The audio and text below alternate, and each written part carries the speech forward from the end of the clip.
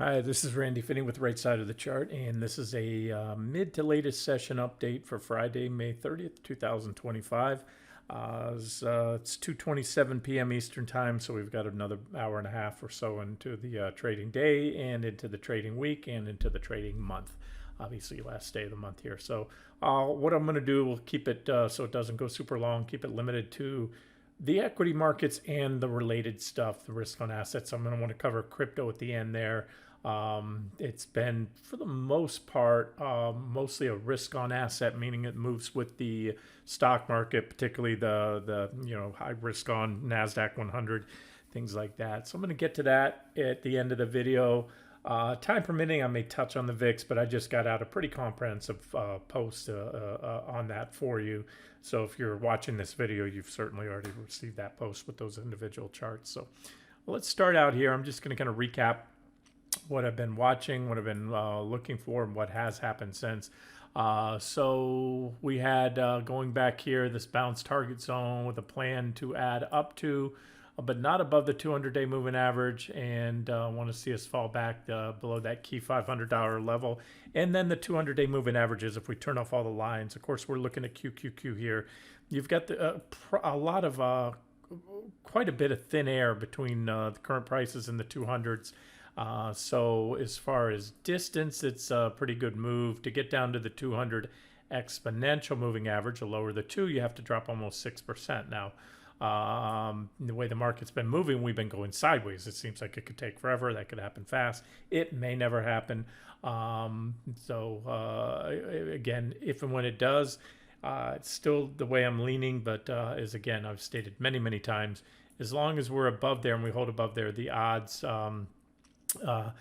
increased substantially that we could punch out to new highs. It's still right now, I've shared in just in the recent days and weeks, including just last week. Was it earlier this week? Yeah, the QQQ short on the 60-minute chart. So we have those, what I like to see to signify a trend change, at least on the 60-minute time frames. I like to see divergent highs and divergent lows. And so we got that. And so I'm going to go over the key levels that I'm continuing to watch, and the levels that have the developments, I should say, that have already occurred recently.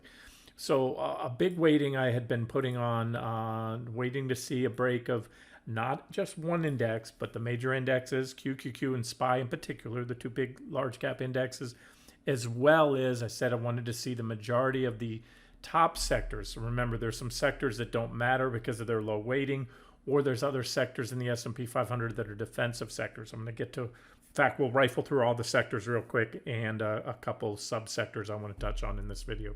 So we clearly had the breakdown in QQQ and SPY, and we're still there. And as I've talked about quite often, sometimes you break down and that's it, and it's a while before you get the first snapback rally. And quite often you'll break down and you'll have a kickback rally and then a resumption of the downtrend. We do have, it's small, but it's there on the daily chart here, negative divergence forming. And then of course on the 60-minute chart, which is where this first short trade on QQQ swing trade, and really, gosh, since back here, I guess, I don't think we had an official one. Maybe we did when we first hit the bottom of the trading zone. Remember, I talk about the long-term trade.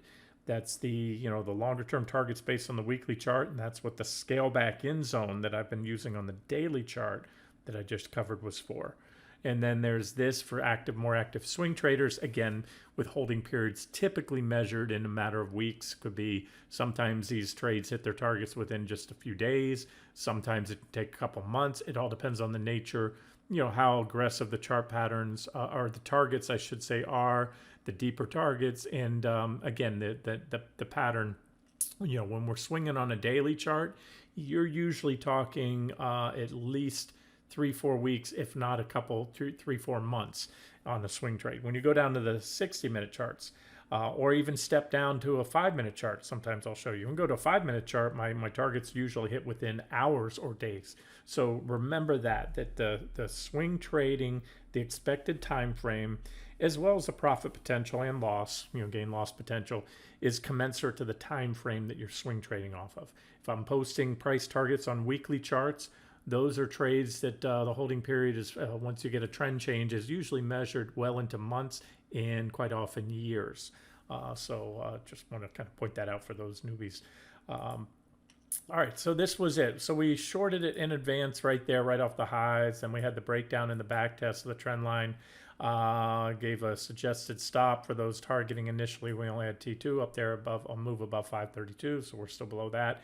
And just kind of the bigger picture is, or the quick 30-second elevator pitch right here is, you have this bearish rising wedge pattern, which may want to further evolve. Typically, these things break down about, give or take, 70-80% towards the apex of the wedge. That's where the two lines converge. So it's ripe. It's in the ripe breakdown zone right now. And that's it. So after the trade got going, remember we hit T1 in pre-market, so it's not showing here because those trades are turned off. These are regular session trades. We bounced as expected, carried a little higher, kept the divergences. We had a divergent high right here, so the divergences only got bigger, thereby indicating an even bigger drop, which kind of meshes with my projections here. And if on a bearish rising wedge, if you take the widest part of the wedge, which I'm drawing here, add it to where the wedge breaks down, that gives you a measured target. So that's going to take us around somewhere around that T3, T4 area right there. And if it happens, I can easily see it happening next week, and meshes with what I showed you on the VIX. Might be time for the VIX to wake up and give us that next leg up. We'll see. But that's where we're at. So just to recap now, let me get back to the daily charts. Let's just focus on that for a bit here. So check mark there, meaning a break below the trend lines, which again I've already highlighted, and that marginal new high, still divergent high. We're right about where right now where the trend line on QQQ broke. As I stated, I like to see both QQQ and SPY break support when going short, or both break out above resistance when going long. And the reason is these are the two big large cap sectors, or indexes, I'm sorry. And there's a subset of traders that only trade the SPY. They like ES futures or SPY ETF or any of the other derivatives thereof. And then there's another subset that prefer, most often like myself, will trade QQQs, a little more juice in it, the NASDAQ 100. And so therefore I like to see them both break, which they clearly did. That's clearly a breakdown on the S&P 500 right there. And so that's an additional check mark. I'll get to the sectors in 1 second. Before I move on, let me just show you the equal weighted. And let me just peek at and show you where the 200 SPY is a little closer. SPY, actually, there's a good example. SPY made a perfect back test of the 200-day moving average right there. That's the 200 simple, the blue line. And so again, big check marks for me if and when those 200s are gone. That will mean this was, as I still suspect it is, again, the odds tampered down a little bit on those long-term targets. I always talk about odds being in real time, just like betting the ponies.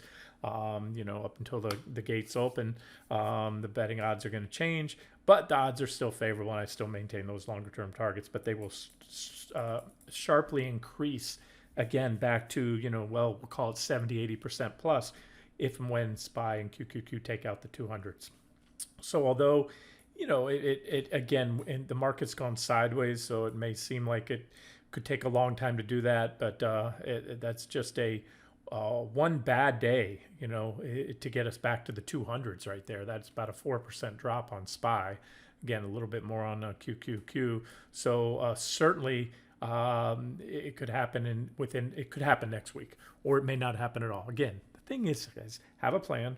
React to it. That's what I do here day in, day out. These long-winded videos. I give you this significant support and resistance levels, potential developments to watch for, and then act on should you agree, with my analysis. And if you take the other side of things and you're, some of those, a couple on the site calling for new highs and well beyond, bull market that's just going to keep going this year, then that's it. You buy these. These are support levels. You buy pullbacks to the 200s.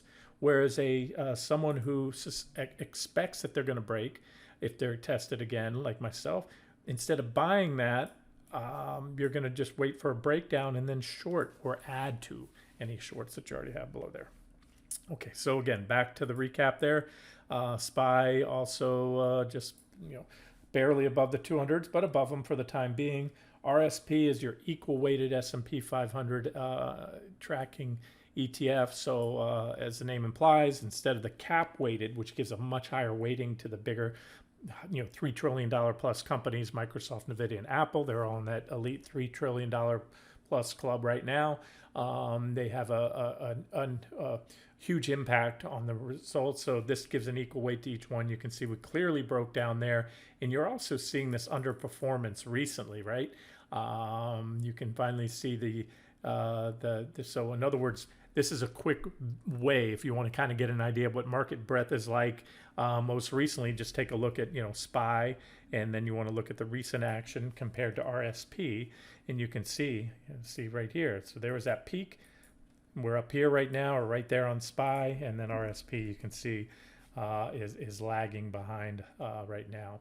And again, it's also above its 200s for the time being, or right on that. Actually, right on the simple right there. All right, QQQE. If you want to look at the equal weighted Nasdaq 100, you just put an E behind it, and you can see also it's comfortably right now as of now right above there. You also have this little trading range right here again. So the market's gone down nowhere for the last few weeks, as you can see. This is it's a consolidation period, and like I often talk about, these can go on for a while, but they don't last forever. And typically, whichever way you break, unless it's a failed breakout, and you got to respect it either way. But typically, whichever way they break is going to determine the direction of the next trend. So, obviously, if I still have T2 and T3 and T4 on that QQQ short trade, obviously, it goes without saying that's my expectation. Otherwise, we'd have long side trades with upside targets. So, right or wrong, where the stops are, and that's again, all you can do in this thing we call trading is, take your trade, wait for your pitch, the type of trade you like. You don't have to agree with everything I trade. Most people I get most of the comments on the indexes, but there's a lot of other trade ideas here, various commodities, precious metals, individual stocks in many different sectors. And this is just one of many, and I always say spread it out, spread your bets. All right, so there's the kind of the update, and also goes without saying, but just to reiterate, QQQE, the equal weighted, is broken down. So those are my check marks I was waiting for, and I told you I took it even a step further. Want to see the majority of the key sectors of the S&P 500. Again, what I mean by key sectors, it doesn't matter. I don't want to see utilities as a defensive sector, right? And so that's where money usually goes, just like healthcare. Those are defensive sectors. That means in a recession or a weak economy, they continue to make money because you don't stop getting sick and going to the doctor or the hospital, and you don't stop paying your electric bill. You are going to cut it down on your Netflix subscription, your Microsoft 360 or whatever, Xbox, whatever it is you're gaming, and those type of things. And you may not do that Perplexity Pro premium subscription. You might stick with the free one, so that kind of thing. So these guys tend to go down, and those are the ones you want to see if you're trying to get a good read on the stock market. So just to recap quickly, XLK clearly has broken down and remains below. This is the tech sector. You also have this area of consolidation just right above the 200s. So in a nutshell, bullish. You could run up and have an upside break and pop that and have a back test. There's a primary uptrend line right there. It was well defined. You can see it here. So take notes on some of these other things I might not always update on the charts. So bearish on a downside break, especially one that goes through the 200s. Upside break is going to be limited in my opinion. You'll still have divergence. My thoughts. There's just the strong chance that if this market does have a thrust up anytime soon to break out, you'll still have, especially you go out to the weekly charts and the dailies, you're going to have negative divergence 100% guaranteed on any marginal new high anytime soon. Hence, my longer term outlook won't change. It will start to change if we get much above that. So, all right. So XLK, the largest by far, that is the last time I checked, 32% weighting of the S&P 500. Remember, not out of 4 sectors or 3 sectors, but out of 12. So this one is pretty much everything. Then you have the financials, also an important one, both on the weighting, second largest, about 12.5% last time I checked. Clearly breaking down there. Also like tech, clearly below its primary uptrend line. We had a breakdown and a back test of the uptrend line below it, but above the 200. So again, it's anybody's game right here. But any marginal new high anytime soon, you just take these lines. Again, it has to be marginal and it has to be soon. If we go sideways for a year or so, we might be looking at something else in the charts, or even sideways for 6 months. So I need to be specific when I say any marginal new high anytime soon will still be a divergent high, and it's not going to change the technical posture. You may not want to stay short because let's say this thing wants to go and back test the trend line. Well, okay, the thing about back testing, great. If it does that and you're short, you ride it out, you're okay, you're happy. But what happens is you can back test for weeks, sometimes even months. And when you do that, it's at higher and higher levels. So again, you have to decide where your stops are if you are short. And if you are long, just know that you're coming up to quite a bit of resistance. And the technical posture, in my opinion, is not indicative of a breakout that's going to last and continue on for the remainder of the year and take the market or this particular sector more than, well into the double digits, 10, 20% plus. I just don't see that in the charts. If I'm wrong, I'll address it at the time, but that's not what I see right now. All right, next up, healthcare. Remember, this is one of the more bullish looking sectors, also a defensive issue. So meaning, again, as I mentioned, tends to go up in a down market or hold up relatively well. So you put a much higher weighting on tech and financials, both because they're the two biggest sectors, and they also go up and down more in bear markets because tech's the biggest growth sector there is, and then the financials obviously the banks. And when the economy hits the skids, stock market goes down, they're not making as many loans. It's very simple. Their business model suffers. So XLV, if anything, one of the better looking ones right now, in my opinion. XLY breakdown, so that's a check mark. So I'm 3 for 3 from what I wanted to see. Again, before any of these broke down, I've been highlighting these trend lines before we broke down, so we have that. I just wanted to, continue to do an update here and say they're all below there. We're not going down, but we're not going up anymore either. So we'll see. Again, you can see resistance right there, bullish, bearish, especially in a break of the 200s, and then that support right there. All right, so XLY, that is an important one. That's consumer discretionary. Remember, you have two consumer sectors in the S&P 500. You have consumer discretionary and consumer staples. Discretionary are things we want, like the Nike Air Jordans or whatever the latest are. I know I'm dating myself. I'm beyond that point. You can see in here, I think you can see Amazon, Home Depot, Tesla, Nike. So these are things that you want, whereas consumer staples are things you need. Think toilet paper, Q-tips, stuff like that. And so this is also, an important sector for the overall economy, or a tell, if you will, when the discretionary is lagging behind. Speaking of that, we have the same thing. We're on the sell signal below the trend lines, well off the highs. So what we're seeing here, again, it's a common thing I've been saying, and it's been going on for a while. It is a bubble. You can call it anything you want. We may agree to disagree. I understand the benefits of AI. I've been using Perplexity myself a lot. I know people love ChatGPT.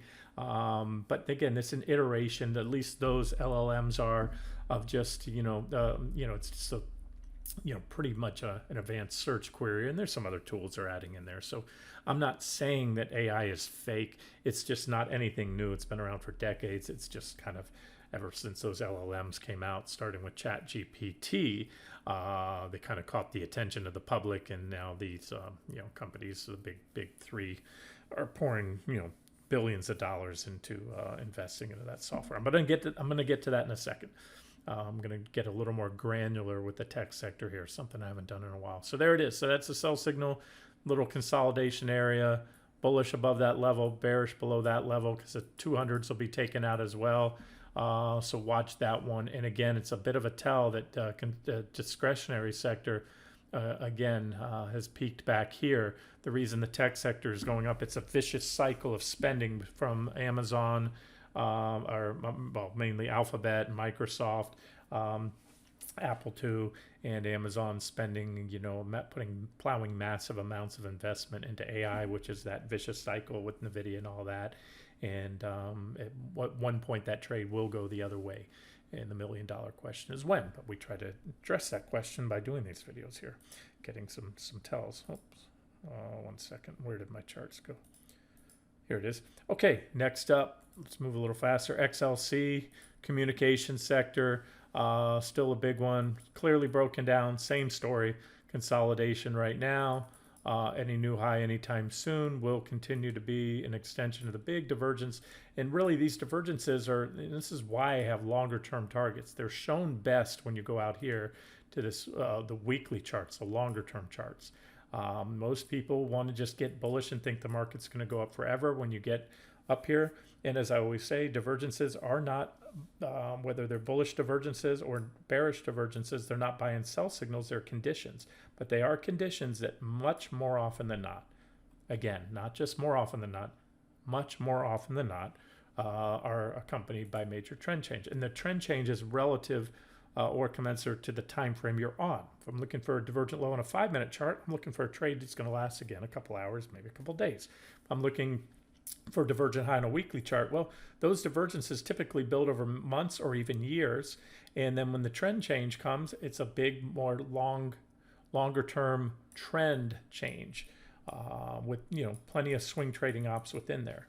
So that was the last big divergent high in 2021. The communications sector fell from high to low after that divergent high almost 50%.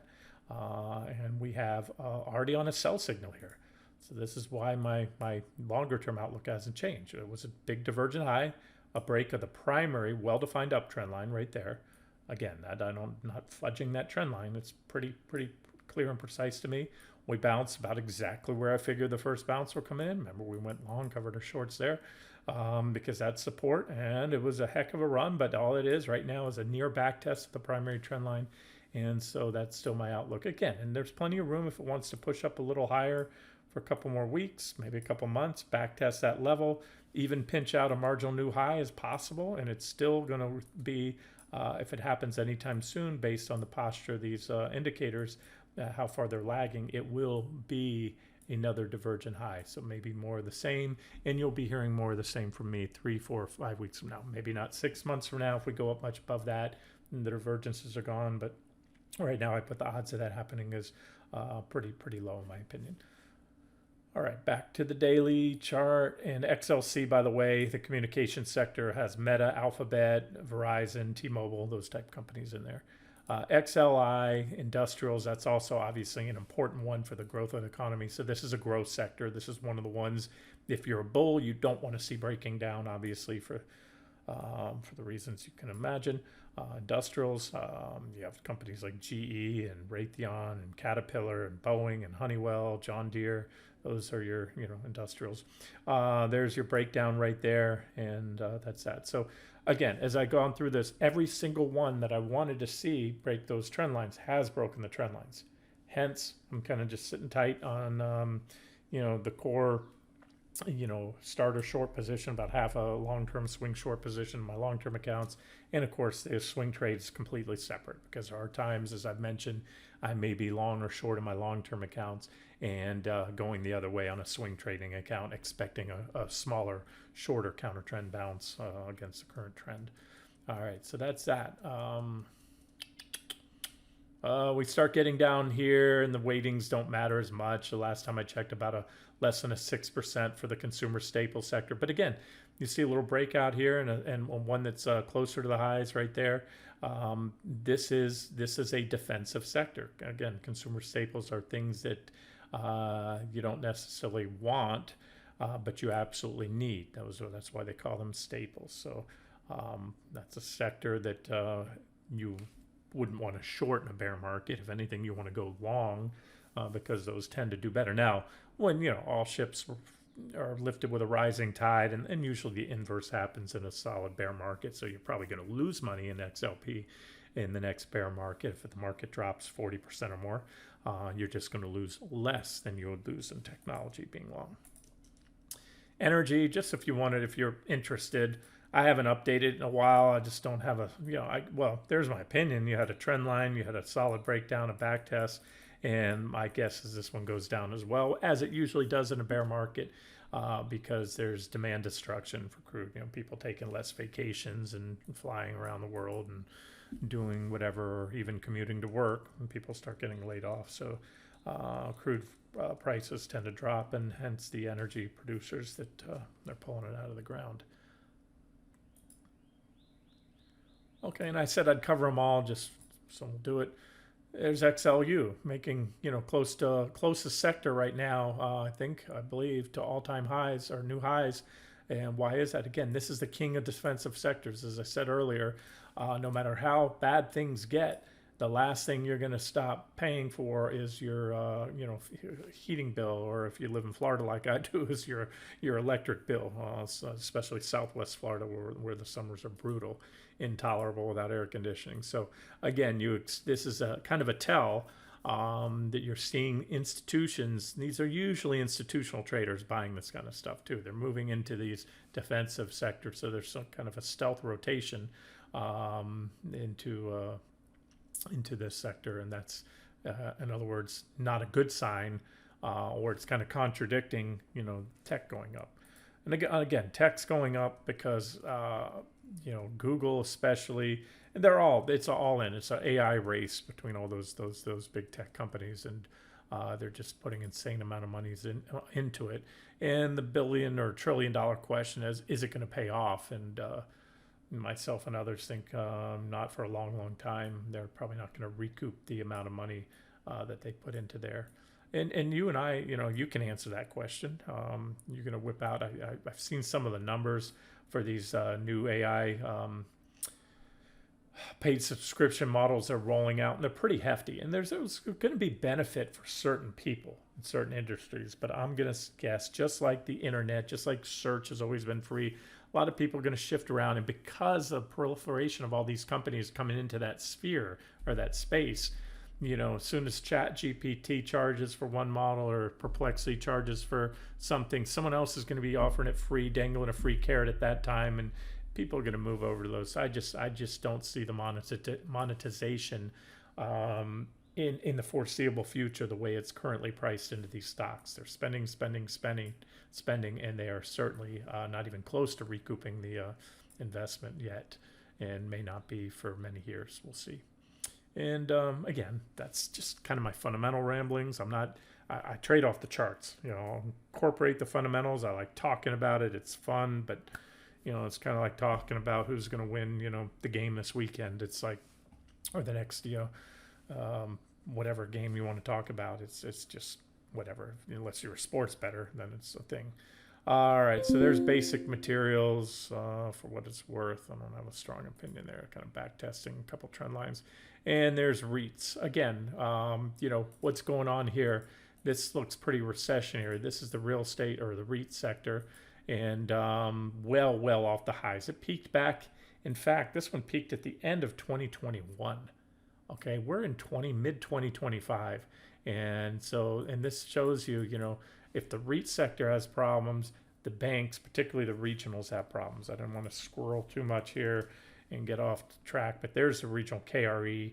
I think recently I mentioned it as a short at this downtrend line a couple of weeks ago. If not, that's what it is. Anything break above there. But you also have this primary trend line it broke below. It's also testing the 200s right now. And it broke this minor uptrend line, which was a sell signal there. So in my opinion, that's also a short right now with a stop either above the downtrend line. Again, if you want to, let it run up for a back test and put a stop above the uptrend line, the problem with that, it could back test for a while. So probably best to just keep a relatively tight stop above this downtrend line. All right, those are your sectors. Now, as I said, the one sector that matters, about the only guarantee I'll give you, the market's not going anywhere. The stock market, the S&P 500, the Wilshire 5000, the NASDAQ 100, without this sector confirming. Because again, it's a mathematical weighting. It's a psychological weighting. The most beloved and overowned companies in the world are big tech, Microsoft, NVIDIA, Apple, Broadcom, all those guys. And so that's all in here. And you can see it's a clear, unmistakable, well-defined downtrend line. Break the 200s, but you're still below trend. So the 200s are important, but they're not the be all end all. Again, it kind of gives me a little pause. I want to see us move back below there to strengthen the case that we're going to have another major leg down, take out the recent lows. So that hasn't happened yet. We'll watch and see, and it may not happen. But we're still below that trend line, and this is any chart pattern. This could look like a 60-minute bearish rising wedge pattern, but it happens to be on a daily chart. It's just going to take longer to play out. That was your breakdown, your first leg down. As I said, sometimes you break down from a uptrend line or a bearish chart pattern and you don't look back, or you always get a counter trend rally somewhere on the long line. And sometimes you break down and back test. So this was, in the bigger picture, it's a breakdown and now a near back test. Again, we go a little higher, we're going to back test. We're also going to test those recent highs. If you get that close, usually you'll punch through them. So again, that wouldn't surprise me one bit, nor would it change the technical posture. I'll just pull my divergence line like that.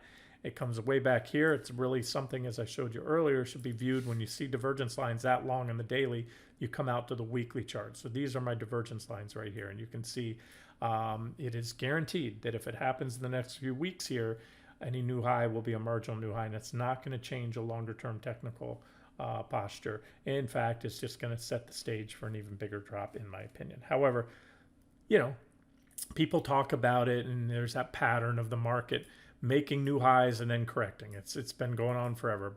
And the corrections are getting a little bigger. Look, so I highlighted this one, we shorted that one, we had a little correction, right? We went on, made a marginal new, an even bigger high, even bigger drop, right? That was well into probably 30-40% drop, at least in tech right there. What did we do? We went on, made a marginal new, meaning slightly above, even bigger divergent high. The divergences continued to build, and what happened? An even bigger drop. Okay, so you get the pattern here. The divergence hasn't not only not been taken out, it gets bigger, and each time it's kind of like, what are those seismic waves, maybe the pre-shocks or whatever before a earthquake. I live in Florida, we don't get a lot of them here. Once in a while, we did have one a couple of years ago that we felt, but they're rare out here, but you know what I'm talking about. So these are just boom, boom, boom. They're getting bigger and bigger and bigger, and so it meshes with whether we had it here. Now it looks like, by a lot of accounts, we got a lot of momentum lately. It seems this market is unstoppable, although you do have to recognize it's stalled out recently. Again, that's either healthy consolidation to work off the overbought conditions. See, dropped us down off 70 on the RSI, or that's it. From my experience in a bear market, if that is what this is, if these were the highs, which I am still maintaining and have been maintaining, if that's the case, from my experience, and you can view this yourself, tags of the 70 level in a bear market are usually one and done. They're usually fleeting, and they're usually a gift to short sellers to recycle back into the short positions that you covered on the last previous drop. Just like in a bull market, tags of the oversold 30 level are gifts. That's where you want to buy in a bull market. You want to buy pullbacks to the 30 level. However, in a bear market, things change. Oversold tends to go, and when you get a tag of the 30 level, you'll get additional tags. In other words, oversold tends to become more oversold, exactly what it did right there. You don't see that often in bull markets. In fact, rarely, if ever. That is typical of a bear market action. Oversold, got a little counter trend bounce, we gamed it, and then boom, a deeper oversold level that came within close proximity. In bull markets, overbought tends to become more overbought, meaning you go above the 70 level and you'll stay overbought, or you'll keep getting those consecutive overbought readings with little corrections as the market continues to grind higher. So we'll see. It'll be interesting to see where we're at in a couple of weeks, couple months from now. Anything's possible. Again, I give you the talking about this. Well, usually you see this. Usually you see that. There is no 100% anything in trading. All you can do is look at and study the charts, look at what's happened in the past, and use that to try to predict what may happen going forward. Okay, so I told you I would break this one down and get a little more granular in tech. So tech is by far the biggest sector of the S&P 500 and also the NASDAQ 100. Within tech, you have subsectors. This is SOX, a semiconductor ETF. On May 12th, so a couple weeks ago, I highlighted stocks offering an objective re-entry or new short entry on this bear market rally back to test the 200-day moving averages and or up to the primary downtrend line. That's right here. There's your primary downtrend line that comes in just above the 200. So I gave you that. This is the live chart. It was posted on the 12th. And I gave you this shaded box. That's your scale back in zone. This is where we're going to go, if I'm right. It's bear market rally. It ends here, somewhere in that box. That was then. Let's see where we're at now. SOXX. In my opinion, the most important of the subsectors in the tech sector. Because everything comes on that. You know, when chip demand starts to fall, that's usually the first to go. Then you'll see the software and hardware makers go after that. Chips are typically the semis are the canary in the coal mine for the tech sector, and the tech sector is the most important sector in the market. There's your primary downtrend. There's the shaded box I gave you. So we split the crosshairs right in the middle. Had one day where we went over the 200-day moving average right there, the 200 simple, the blue line.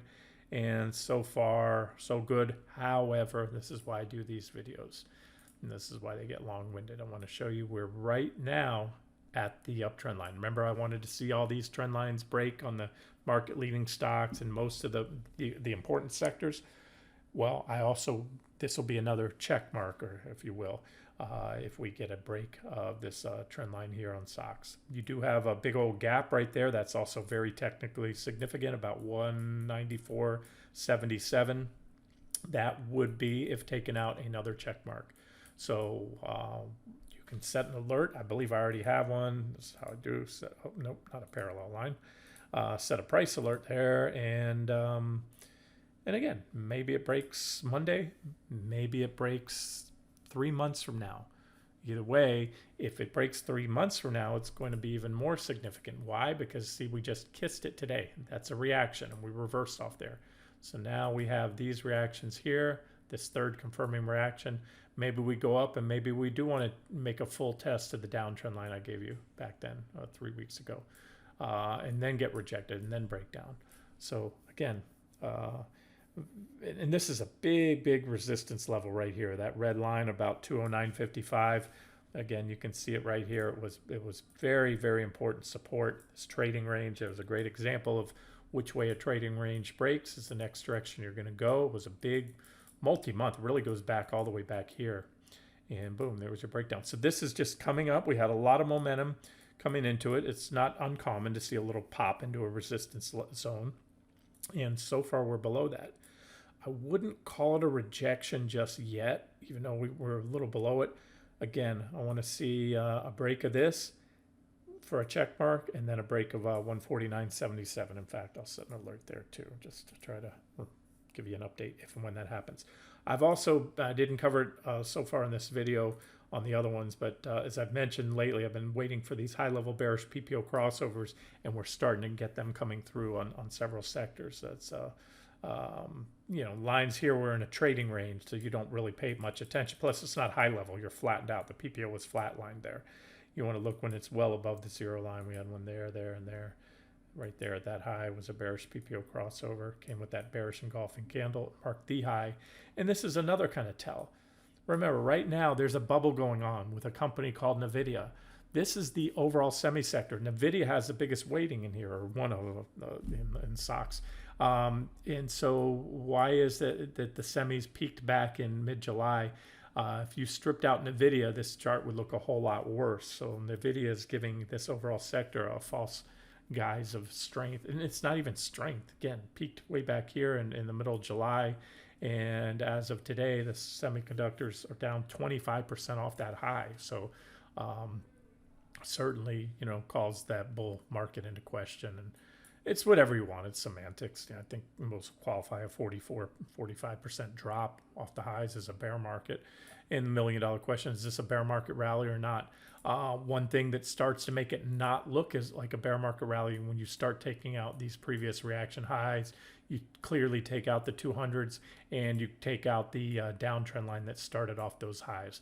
These will be check marks for the bulls. And I know you guys are out there, so I'm doing this to try to be unbiased as possible. Those are levels you want to see taken out and increase the odds that the semis are going to go on to make new highs. Until then, it's all I can tell you, we're at resistance, and it's not objective to go long until those levels are taken out, or you go long on a pullback to a trend line like this. They may get taken out, or you go long on a pullback to 194.77 or a little bit above it, right? Okay, let's get a little bit deeper now. So that's semis, and then you also have software. I'm going to use this ETF down here. I think I have a software ETF right here. I know there's a couple out there.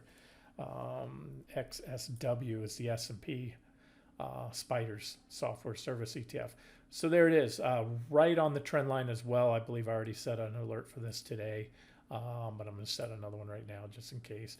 So this is what I need to see, guys. We have the semis, software, which is another huge component of tech, and then you have hardware too. Hardware, I don't believe there's an ETF, so you have to, when I type that in, see I don't get anything. So you go to computer hardware right here. You can go to IGX 1670, and it's the subsector, a computer hardware sector in TC 2000. Boom, breakdown there. So that one broke down. It's currently testing its 200 exponential moving average after failing at the 200 simple, and still well off this divergent high. So, again, based on my analysis of this chart, that was the first leg down, counter trend rally back to the 200s. And if we get a rejection there, if we start popping up here, this is a big level to me right there. It was a major reaction high, all-time high at the time. Got rejected, came back up, test, boom, breakout. Set up a trading range, a lot like the stock market. That breakout to new high, because it was a divergent high, it had big negative divergence. I'm just drawing it here. I didn't have this chart fully marked up. As expected, it failed. And once that level failed, it was lights out. That makes that even that much more significant, because you can see once it went, boom, the bottom fell out. You got a hiccup across on the initial test of the 200s. Traders, just like Pavlov's dogs, are going to salivate when the bell rings. Bulls will buy pullbacks to the 200s. I've hardly ever seen them not do it, and they did, but guess what happened? They had nothing. That was a muted bounce. It was my hacky sack analogy. It was a reaction, but we didn't bounce. We went sideways for about a week on the 200s. Then the 200s were clearly lost. When they're lost, if you missed it, maybe you weren't sitting around at your desk that day, it was a big move down, you were given a gift, and I highlighted on the site. Remember, we covered shorts there as an active trade on the site. We're already short from the highs and then there. And then we rally, and I'm talking about the market, QQQ, which overlaps this chart. And then we shorted, hit my bounce target zone, a rally back to the 200s, and that was a gift. Once in a while you get gifts, but if you are a short side trader, you trade bearish and you're flexible and you will short just like you'll go long, you have to be like a bull on methamphetamines or crack or speed or whatever you want to call it, cocaine. You have to be super fast. You can't be too late to the party. You're given a brief gift, you have to take it, and then you can't stay too late to the party here, as we didn't. Talked about that, because that's the thing about short selling. When the bottom is in, you do not want to be the last guy or gal left standing, when the lights come on at the bar. It's like a game of musical chairs. You don't want to be left standing when the music stops, and so you got to move fast, and that's what that was. And this is swing trading, but again, in a bull market, you can have the worst market timing skills. You can be buying all the highs instead of buying the lows like you should be in the pullbacks to support, and you'll keep getting bailed out. In a bear market, you can do that. If you shorted here and you shorted here, but you really want to be shorting rallies back to resistance and covering those dips to support or other conditions, as I had highlighted back then at the time, reasons to cover our shorts and go long. So that's it. That's where we're at. That's kind of a deep dive into both the tech and then the subsectors that really make up technology. And then, as I promised you, I'd go to Bitcoin. I gave you last week a couple trend lines to watch on both Ethereum and Bitcoin that have been broken to trigger next sell signals. And that was right here. I gave you this uptrend line. Remember, we were short here. Bitcoin was a short. A little before the market bottomed back in early April, I pointed out how Bitcoin was finally, for the longest time ever, it seemed, acting as it was initially intended to, or at least by the Bitcoin crypto heads, as a risk-off asset where Bitcoin stopped falling and was holding up relatively well, or going down a lot less in the market. So then we, advised, and told you, went long, gave you a long trade idea on both Bitcoin and Ethereum off the lows. So we covered up that short, went long. It also had a big, beautiful bullish falling wedge. I hate to use that word beautiful, I sound like Trump, but big divergent low, and that was it. It's been a hell of a rally, but there's that uptrend line I gave you, and there's your sell signal came this week, and we've been moving lower since, and that's on a big divergent high, and this is really, sets the stage for a much bigger drop. Again, I'll update that. Let me give you the futures and Ethereum, and then we'll move on. Or we'll wrap this video up, I should say. This is BTC. Again, I covered this, I think it was earlier this week or last week, this uptrend line right here. You have, I added a parallel trend line. This was the last trend line in the last update I would have given you right there. And I put a parallel one because I have a reaction low there, there, and there. You can pause the video and zoom in and see it. But either way, we've taken them both out. It's, it comes off that big divergent high again. This is where we were covering shorts and going long. There was your breakout right there. This was the uptrend, exceeded what I figured it would do. However, this was the breakdown. That's a clear sell signal. And you can either have a stop there. If you're going to allow for a back test, you're going to be in for a lot of pain. So you might want to, keep stops at or around entry if you took that one. And again, the targets are, I might tweak the, I just pulled a line down for you. So this is the first support zone, really about 101,760 would be your first. We're going to probably get a reaction in there, somewhere around there. Then here, if we get down that far, and it could very well. If the market puts in another high, Bitcoin probably will. It's just more of a liquidity thing. So it would look like that. These lines would extend out, and then we'll just have to look for take another shot at that point in time. Maybe if we get a back test of the trend line or something like that. Sometimes you get that. Everyone's waiting for it to position short, and it may never come. That's what the market tends to do, especially in bear markets. So again, that's why I'm trying to tell you we're so close. We're in spitting distance of new highs in the market. Everyone's talking about it. Yes, I've acknowledged the pattern. Usually when it gets up to the previous high for many years now, it punches through there. You get a marginal new high, and then you drop. However, when everyone's starting to go off the same playbook, just like that Trump taco trade, by the time everyone starts talking about a trade that's been becoming apparent to the masses, that's about exactly when that trade stops working. So therefore, that's why I'm saying it's just not worth it if you, in my opinion, to try to game that extra 2, 3, 4%, 5, 6 for a breakout for a marginal new high in the market right now. Because you may get it, or you may get left standing and miss out one of the best shorting ops in years if things are going to where I think they're going. All right, so that's Bitcoin, the actual crypto right here. That's a 5-month, 2-hour candlestick chart. And for you futures traders, BRR, that's the Bitcoin futures. Big divergent low, again, is highlighted back at the time. Nice counter trend move. Come full circle with, have to draw it in here. I had a lot of times I mark these charts up, and then these lines, even this is a different charting platform than the other one I was just using. These lines just tend to poof, go away sometimes. But again, this was covered in recent videos. So there it is, divergent high, breakdown, break of support, next target.